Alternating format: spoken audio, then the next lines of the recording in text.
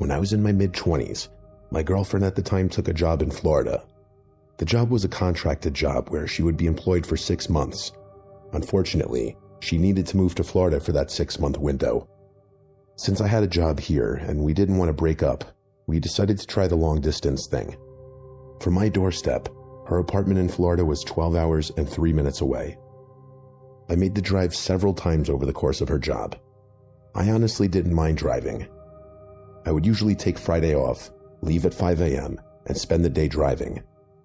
I would usually arrive in the evening, and then I would have all day on Saturday with her. The only issue with leaving early was that I would constantly get caught in heavy traffic, and that was always the worst. The last time I went to visit her before she moved back, I decided that I was going to leave Thursday after work and drive overnight. My logic was that the traffic would be far less annoying overnight. Early in my drive, I was convinced that I had made the correct decision. I ran into some heavy traffic at the beginning of my drive, but once the sun went down, traffic died right out. Once it hit 11 p.m., the traffic was almost non-existent. I was making excellent time on my drive.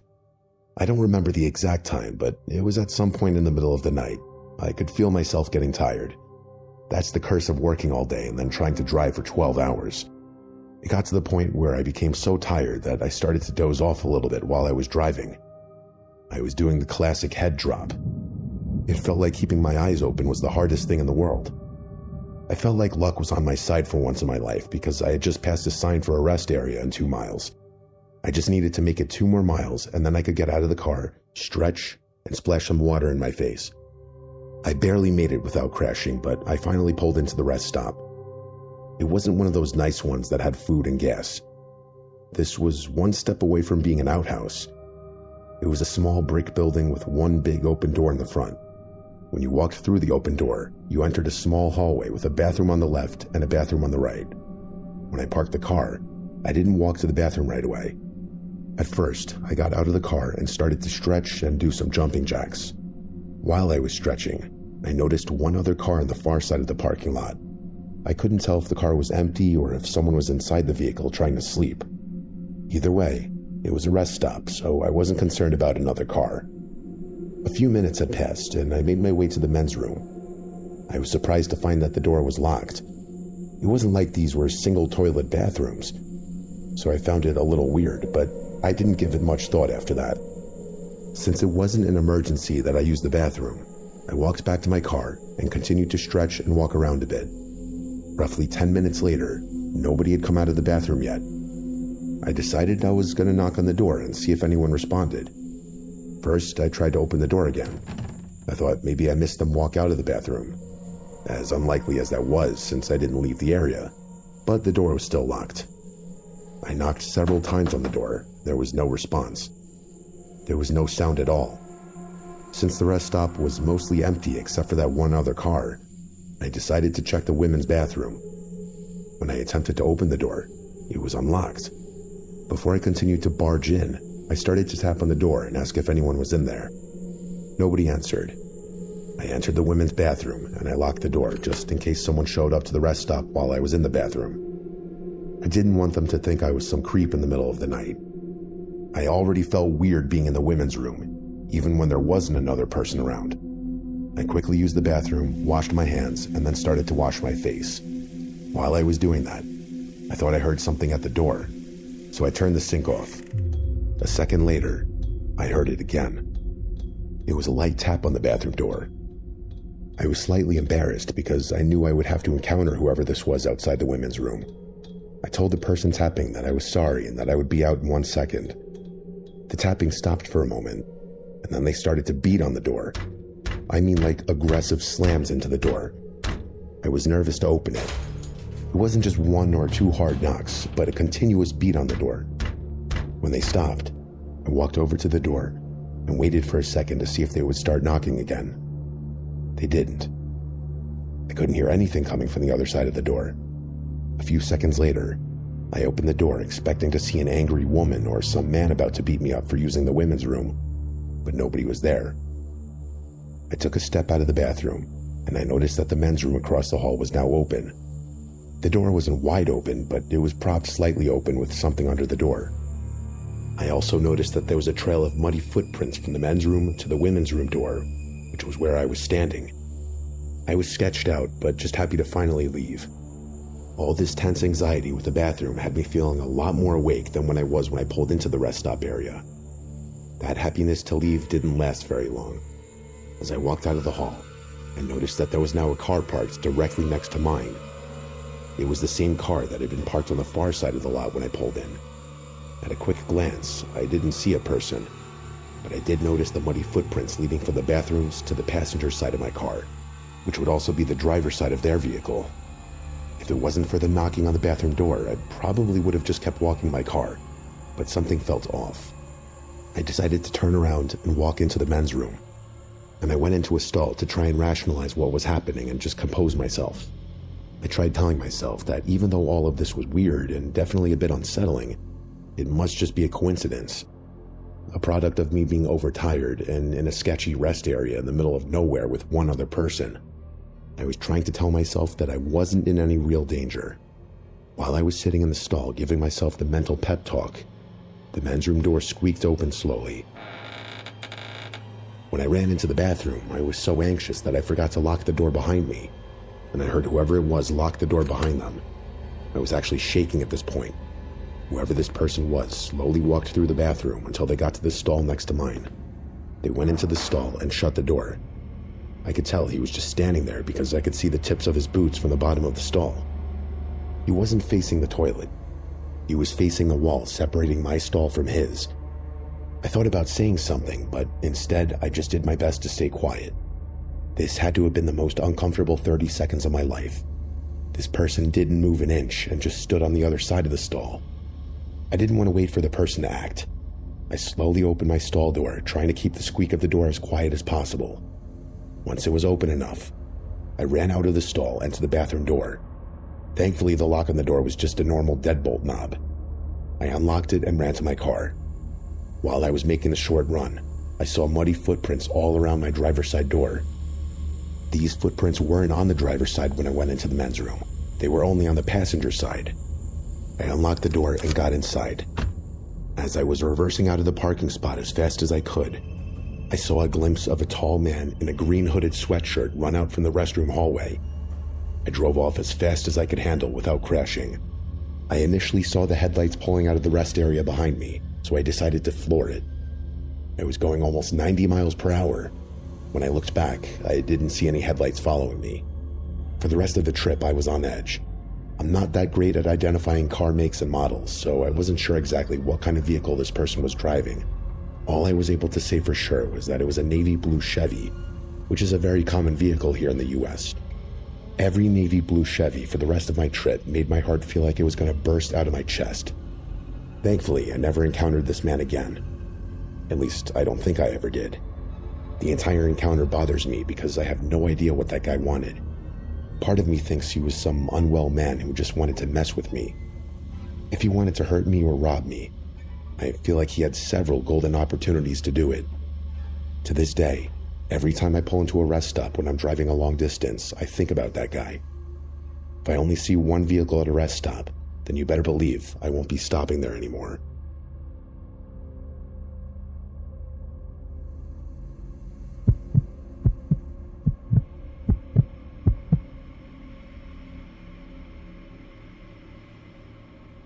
Last year, my family and I went on a vacation cross-country. Since we could afford the time off, we decided that we were going to drive and see a bunch of sights along the way. Something happened on the trip that still freaks me out. I'll do my best to break it down and write the story. But please remember that I've been out of high school for 15 years, and I haven't written basically anything since then. Most of the trip was great. On the way back home, I decided to drive through the night and let my family sleep. It was my wife, Jules, my 2 younger daughters, and our dog, Bilbo. We got gas around midnight, and I made sure everyone used the bathroom before hitting the road. Well, I'm the fool that didn't listen to his own advice. I was so focused on getting gas and making sure my daughters used the bathroom, I forgot to use the bathroom myself. A little after 3 a.m., I was completely uncomfortable because of how bad I had to go to the bathroom. I'll try and spare you the details. Everyone in the car was sleeping. I contemplated just pulling over and going on the side of the road. Without being super gross, it wouldn't be as easy as just finding a tree to stand over, if you get my drift. During my struggles, I noticed a sign for a rest stop in 5 miles. I figured I could definitely make it 5 more miles. I will say that it was the longest 5 miles of my life, but I made it. I pulled up near the front of the bathrooms. I got out of the car and noticed this strange man staring at me with a strange expression on his face. He was sitting on a bench outside the entrance of the bathrooms. I wasn't super comfortable with leaving my family alone in the vehicle, but I literally couldn't hold it any longer. I made sure the door was locked, and I basically ran to the men's room. While I was running to the bathroom, the man on the bench turned his head and followed me with his eyes the entire time. It was super weird, but I had to go to the bathroom so bad I didn't care. When I was in the bathroom, I noticed a peculiar smell. Not your typical gross public bathroom smell. This was more of a strange smell than a gross one. It was almost like the smell of an electrical fire, but just a little different. I tried ignoring the smell since it wasn't my problem. While I was finishing up in the stall, the lights turned off in the bathroom. I started waving my hand around, thinking they were motion detecting lights, but it stayed dark. I reached for my phone to use the flashlight, but of course, my phone was still in the vehicle. I was fumbling around in the pitch black bathroom when a faint light came from the side of the room. The door had opened for a moment, then shut, and I was pretty sure someone entered the restroom. I was able to confirm that someone was standing there because I could hear heavy breathing. I also figured that the restroom must not have motion lights because they didn't turn on when this person walked in, meaning whoever they were, they must have intentionally turned the lights off for some insane reason. I tried not to make a noise, just in case this person was dangerous.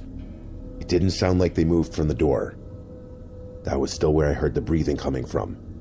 As quietly as I could, I finished my business in pure darkness and got ready to leave the restroom.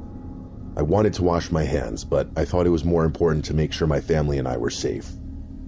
I slowly opened the stall door. I was ready to run over whoever was breathing like an animal in the darkness. As I left the stall, the lights turned back on, and to my surprise, nobody was standing there. I even took a quick look at the other stalls, and every other door was open. I was still alone. Complete darkness has a way of tricking your mind into thinking something is there when it isn't. Once I realized I was alone, I went over to the sink and started to wash my hands. That weird smell was starting to get overwhelming.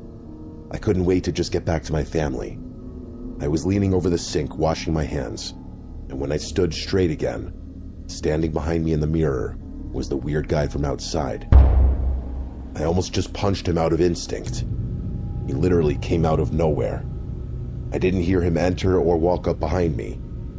I asked him what his problem was, sneaking up on me and standing directly behind me like that. He just kept looking at me with that vacant look in his eyes. He was bald and likely 50.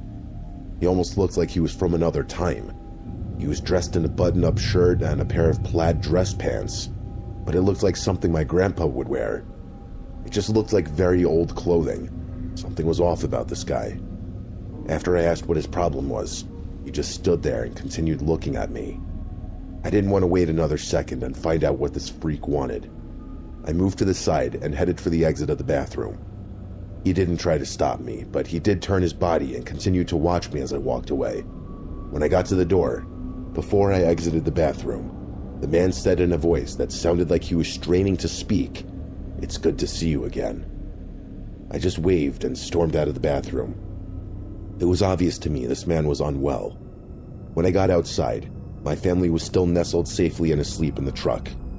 I should have just driven off as fast as I could, but since I didn't think this guy was a real danger, I decided to try and let the dog go to the bathroom before hitting the road again. He loved being outside, but as soon as I got him on his leash and out of the truck, he started to go crazy. He was barking and acting completely erratic. I had never seen this type of behavior from him, ever, not even as a puppy. I was trying to get control of him, and somehow he broke out of his leash and sprinted toward the bathroom door. I didn't know what was going on. I ran after him as fast as I could. He was digging at the bottom of the men's room door, trying to get it open. I was able to rehook his leash. I tried getting him back to the truck, but he wasn't having it. Something in that bathroom was setting him off. He wasn't just barking either.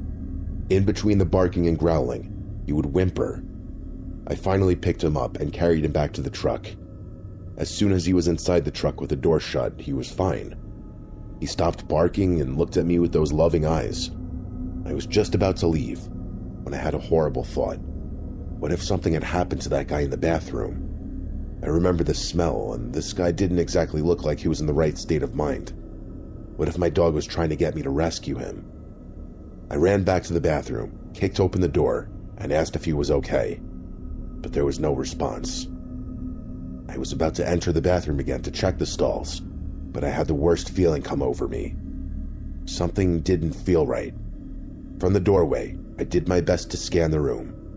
I even got down on one knee to see if I could see this man lying on the floor of one of the stalls. Nobody was inside this bathroom. The strangest thing was that I never saw this man leave the bathroom. I guess he could have in the few minutes my back was turned when I was grabbing the dog, but I feel like I would have seen or heard him. I ran back to the truck. My family was still safe and sleeping. Bilbo was already snoring as well. That's when I noticed there wasn't another vehicle at the rest stop. This strange man was just there. It was almost like he was waiting for me. Thankfully, that's where the story ends. I have no answers for anything that happened.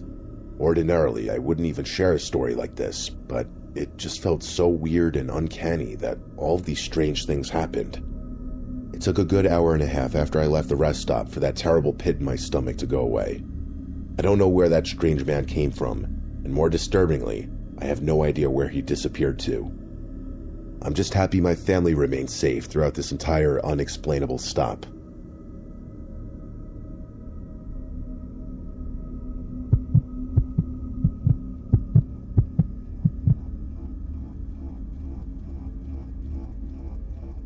Loneliness can make someone make some stupid choices. In my case, an entire series of stupid choices that almost led to something I don't even want to think about.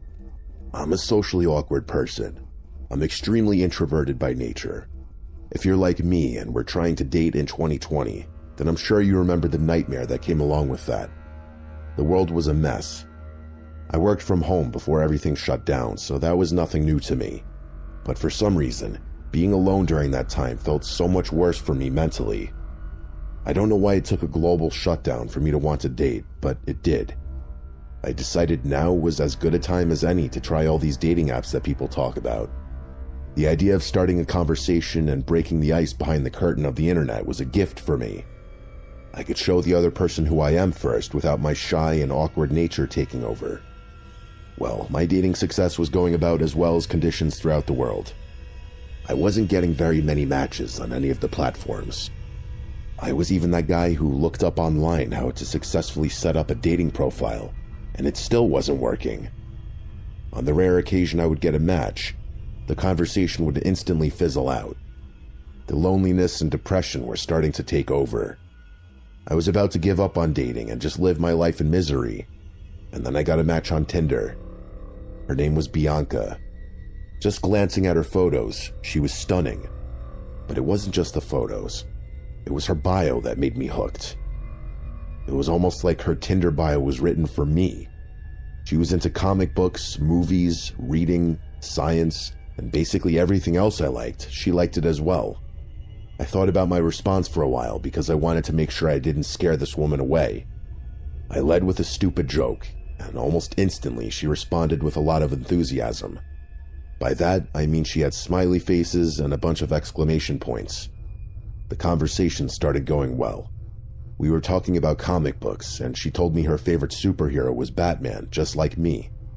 I told her I had a Batman tattoo, and she told me she did as well. When I called her out on it, she uploaded a picture of the Batman symbol on her triceps onto her Tinder profile, which is the exact spot my Batman tattoo is located. It was around this time that my brain started to yell at me that this was too good to be true. AI slop and all that wasn't relevant at this time, so I wasn't worried about that, but catfishing was still a huge problem. Especially for lonely, depressed, awkward dudes like me. There was no way this woman was this perfect. I started to think that I was talking to a 49-year-old man sitting in his mom's basement. I continued messaging her on the app, trying to figure out how I could prove this woman isn't fake. She then suggested we exchange numbers so we could text without using the app. This is when I started to think that this woman is a fake, and now she's going to ask for money or something. But nope, she was still just Bianca when we were texting. The only thing I could think of doing to prove she was real was to ask her to FaceTime me. Just talking on the phone is enough to give me crippling anxiety, but FaceTiming someone was something else completely. I got myself pumped up and then worked up the courage to ask her to FaceTime. I was trying to think of an excuse in case she asked, but she didn't. She just agreed to FaceTime with me, no questions asked. When the call went through, I felt so many emotions. I was nervous to be speaking with this beautiful woman, but overjoyed that she was real.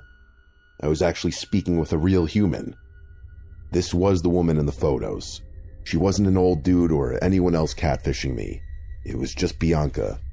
She was amazing. She must have known I was nervous. She had such a way with words. She was able to calm me down, and we ended up speaking for 2 hours on the FaceTime call.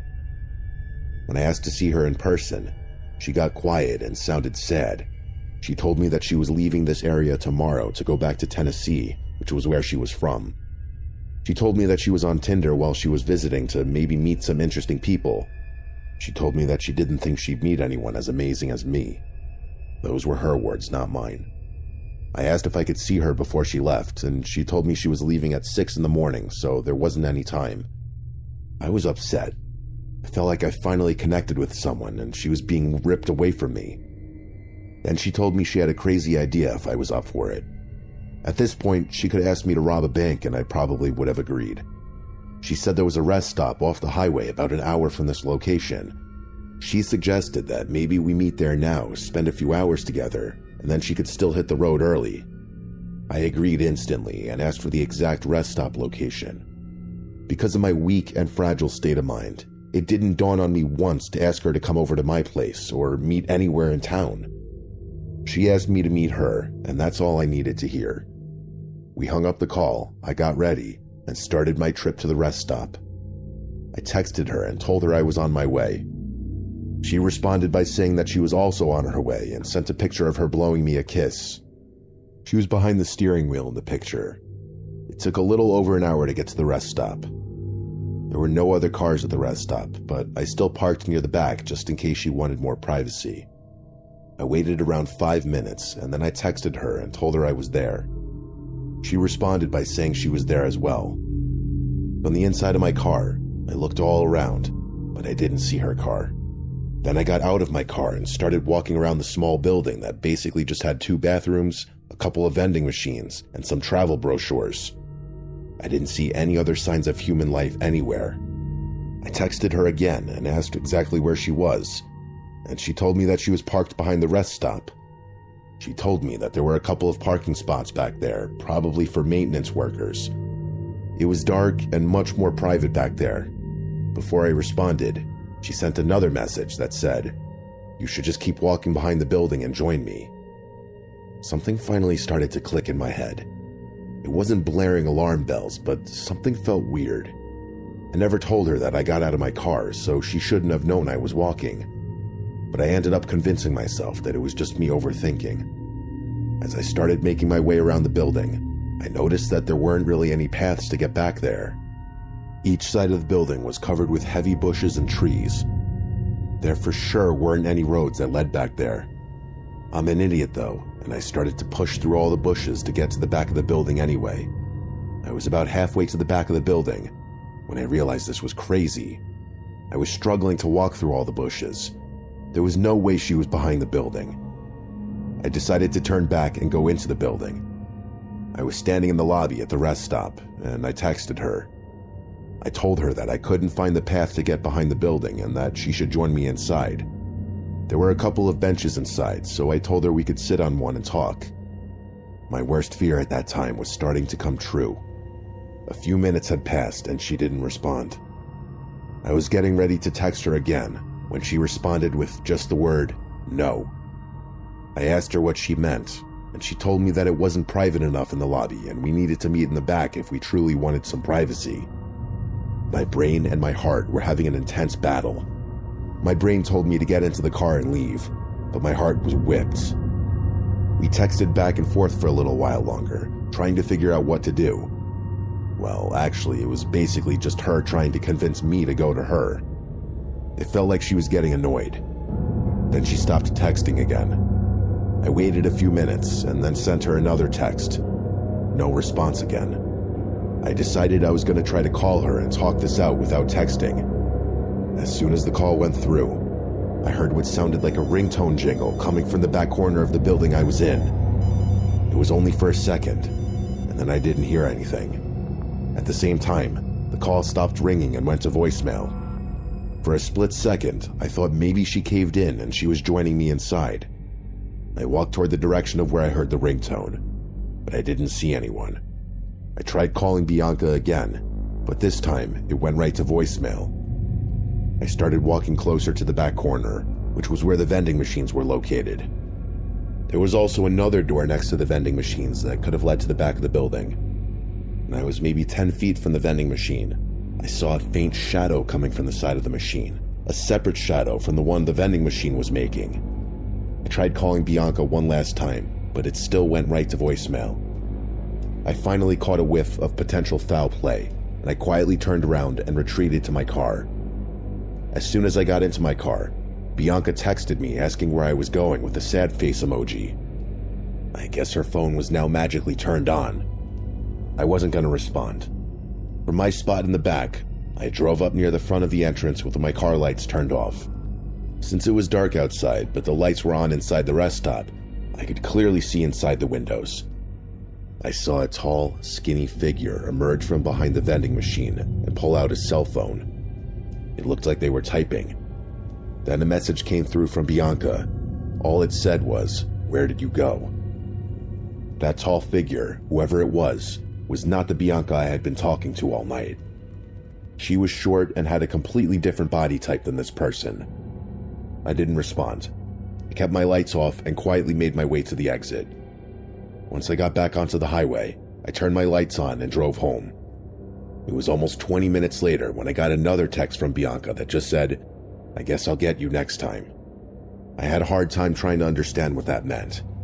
I did eventually report this to the police, but so much time had passed that they couldn't really do anything.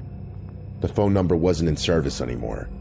The police told me it was likely a setup to get robbed, but I didn't really have anything for them to steal, which makes me think whoever this was, their intentions might have been darker. Whoever Bianca and this tall figure are, I hope they aren't out there still terrorizing people.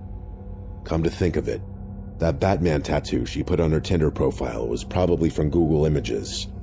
It still breaks me when I think about all the work they put into just getting me to trust this woman and lure me out there. At the end of the day, at least this story got me to become much more alert when it comes to meeting someone online, because you truly have no idea who you're dealing with.